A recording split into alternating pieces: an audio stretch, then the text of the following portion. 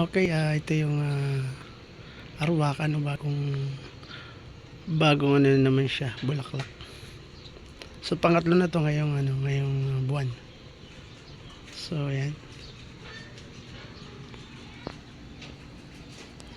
So ang ngayong date ay July 7, 2026 at 2:15 o 2:14 ang oras ng hapon.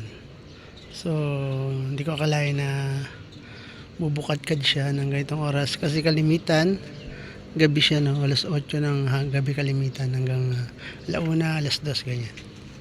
So itong arwakan, no? Dati ko nang na-vlog yung iba nito.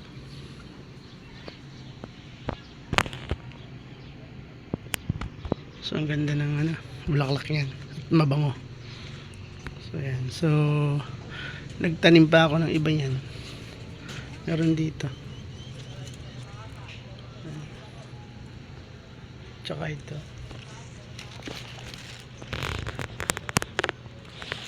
So may mga punla rin ako dito, no? Arwaka.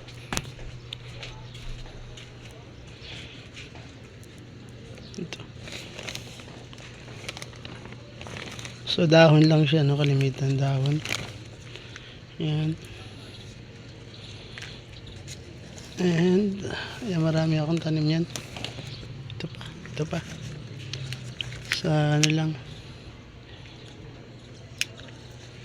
So maganda to. At swerte daw, sabi nila.